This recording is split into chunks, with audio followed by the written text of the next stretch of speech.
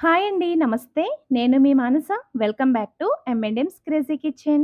ఈరోజు మన కిచెన్‌లో చిన్న సొరకాయతో ఇంటిల్లిపాదికి దోసలు ఎలా ప్రిపేర్ చేసుకోవాలో చూపించబోతున్నాను.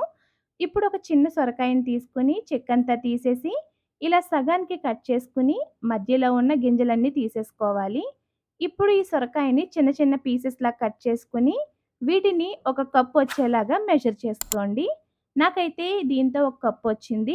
ఇప్పుడు వీటిని ఒక మిక్సీ జార్‌లో వేసుకొని, అదే కప్పుతో అరకప్పు వరకు ఉప్మా రవ్వ, మీ కారానికి తగినట్టుగా 2, 3 పచ్చిమిర్చి, కొద్దిగా కొత్తిమీర, ఒక టీ స్పూన్ జీలకర్ర, పావు కప్పు వరకు పెరుగు వేసుకొని బ్లెండ్ చేసుకోండి.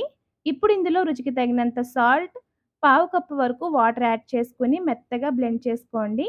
ఇప్పుడు ఈ దోస బ్యాటర్‌ని వేరొక బౌల్‌లోకి ట్రాన్స్‌ఫర్ చేసుకోండి. చూడండి, మరీ పల్చగా ఉండకూడదు, మరీ తిక్కుగా ఉండకుండా మీడియంగా ఉండేలాగా చూసుకోండి కన్సిస్టెన్సీ.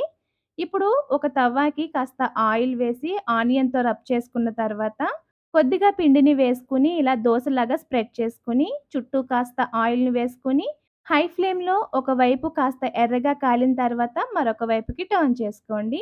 ఇదే విధంగా 2 వైపులకి టర్న్ చేసుకొని తీసుకోవటమే. ఇదే విధంగా మిగిలిన దోసల్ని కూడా ప్రిపేర్ చేసుకొని, మీకు నచ్చిన చట్నీ, కారప్పొడితో సర్వ్ చేసుకుంటే సూపర్‌గా ఉంటాయి.